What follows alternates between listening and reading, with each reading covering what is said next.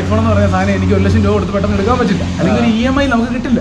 ഇവിടെ വരുമ്പോൾ ഞാനത് എൻ്റെ ഫോണിന് ഓൾറെഡി ഒരു 60 രൂപ പേ ചെയ്യണം, അതിൻ്റെ കൂടെ തന്നെ ഒരു 30-40 രൂപ പേ ചെയ്യുമ്പോഴത്തേന് എനിക്ക് ഐഫോൺ എടുക്കുന്നു. പക്ഷെ അത് കൃത്യമായിട്ട് നമ്മൾ 2 ഇയർ അടച്ച് തീർക്കുക എന്നുള്ളതാണ് അതിലൊരു നാട്ടിൽ പലർക്കും അറിയില്ല. ലോയൽറ്റി നമ്മൾ കാണിക്കുവാണെങ്കിൽ ഫ്യൂച്ചറിൽ കാനഡയിൽ പല കാര്യങ്ങളും നല്ലത് സംഭവിക്കുന്നതാണ് എൻ്റെ കാര്യം.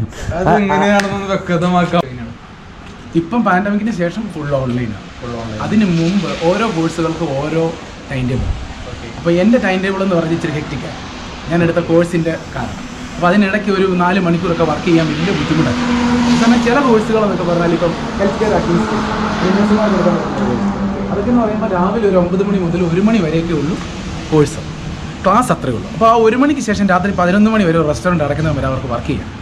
അങ്ങനെയൊക്കെ ഒരു കോഴ്സുകളും കൂടെ കല്യാണം കഴിച്ച ആൾക്കാർ, ഫാമിലി ആയിട്ടുള്ള ആൾക്കാർ, കുറച്ചുകൂടെ ഫിനാൻഷ്യലായിട്ട് പെട്ടെന്ന് സെറ്റ് ആകണമെന്നുള്ള ആൾക്കാർ, അങ്ങനെയൊക്കെയുള്ള കോഴ്സുകളൂടെ എടുത്തു കഴിഞ്ഞാൽ. പിന്നെ നിങ്ങൾ സാധാരണ ഇവിടുത്തെ ഒരു കോളേജ് എടുക്കുന്നവർ ഇപ്പം വരുന്നത് ടൊറൻറ്റോയിലായിരിക്കുമല്ലോ. ടൊറൻറ്റോയിൽ നിന്ന് പിന്നെ നിങ്ങൾ കാരണം ടൊറൻറ്റോയിലാണ് നമുക്ക് എയർപോർട്ടുള്ളത്, അവിടെ നിന്ന് ഇങ്ങോട്ട് എങ്ങനെയാണ് വരുന്നത്? ഇപ്പം ശരിക്കും പറഞ്ഞാൽ ഇപ്പം നമ്മൾ എങ്ങനെ ചിന്തിക്കുന്നു എന്നുള്ളതാണ് ഒന്നാമത്തെ കാര്യം. നമുക്ക് എയർപോർട്ടുണ്ട്, PSL നിന്ന് നമുക്ക് ഇവിടുന്ന് ഇപ്പം ഫ്ലൈറ്റിൻ്റെ കാര്യങ്ങളൊക്കെ ബുദ്ധിമുട്ടാണ്. ഞാൻ വന്നപ്പോൾ ഞാൻ ഫ്ലൈറ്റ് എടുത്ത് വന്നു.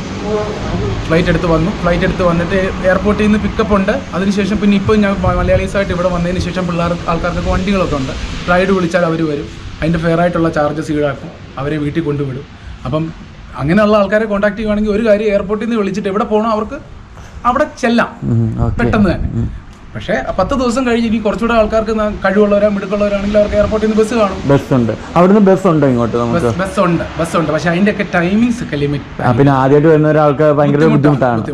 കാരണം അവരുടെ സൂസമരി എന്ന് പറയുന്നത് ഇപ്പം ടൊറന്റോ പോലെ അങ്ങനെ ഒരു അവൈലബിലിറ്റി ഉള്ള ഒരു എയർപോർട്ട് അല്ല.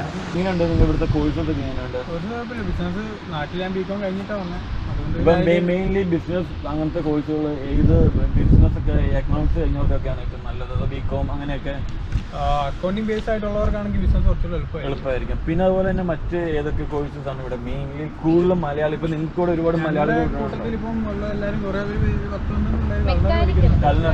കലിനറി കുഴപ്പമില്ലാത്ത സ്കോപ്പ് ഉള്ളൊരു ഫീൽഡാണ് ഇവിടെ.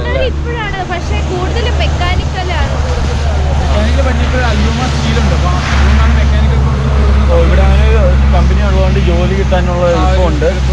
എന്നോട് ഏജൻസി എന്ന് പറഞ്ഞ കാര്യങ്ങളൊന്നും ജോലി കിട്ടാൻ ഇത്തിരി പാടായിരിക്കും, ടഫായിരിക്കും. പക്ഷെ അത് വന്നപ്പോൾ തന്നെ എനിക്ക് ഒരു 3 മാസമൊക്കെ എടുത്ത് ജോലി കിട്ടാൻ. പക്ഷെ കിട്ടിക്കഴിഞ്ഞപ്പം ഉള്ള ബാക്കി എല്ലാ കാര്യങ്ങളും അടിപൊളിയായിട്ട് തന്നെ പോയി. അല്ല ഇവിടെ താമസമൊക്കെ എങ്ങനെയാണ്?